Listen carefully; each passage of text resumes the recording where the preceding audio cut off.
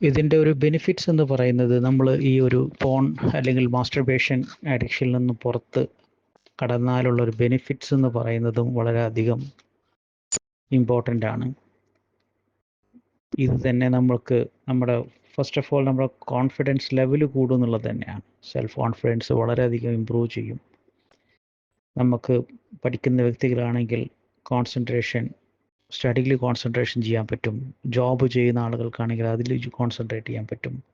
Stress, anxiety പോലെയുള്ള സംഭവങ്ങൾ നമുക്ക് കുറച്ച് കൊണ്ടുവരാൻ പറ്റും. അപ്പോൾ ഇതാണ് ഇതിൻ്റെ ബെനിഫിറ്റ്സ് എന്ന് പറയുന്നത്. ഇതുമായി പിന്നെ കല്യാണം കഴിഞ്ഞ വ്യക്തികളാണെങ്കിൽ നമുക്ക് ഒരുപാട് അതുമായി നമ്മുടെ സെക്ഷൽ ലൈഫിനെ നല്ല രീതിയിൽ മുന്നോട്ട് കൊണ്ടുപോകാനും ഇറക്ടൈൽ ഡിസ്ഫങ്ഷൻ പോലെയുള്ള പ്രശ്നങ്ങൾ പരിഹരിക്കാനൊക്കെ പറ്റും.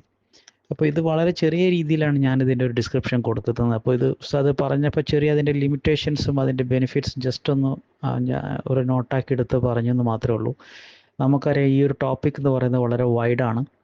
ഇതിനെക്കുറിച്ച് നമ്മൾ കാര്യമായിട്ട് സംസാരിക്കുന്ന മണിക്കൂറോളം സംസാരിച്ച് കഴിഞ്ഞാലും തീരാത്ത അത്ര വൈഡായിട്ടുള്ളൊരു സബ്ജക്റ്റും കൂടിയാണ്.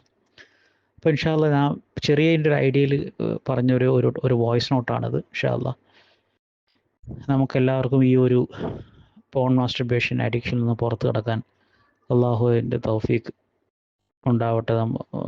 എല്ലാവർക്കും അതിൽ നിന്ന് മുക്തി നേടാനുള്ള ഭാഗ്യം ഉണ്ടാവട്ടെ എന്ന് പ്രാർത്ഥിക്കുകയാണ്. അസ്സലാമു അലൈക്കും.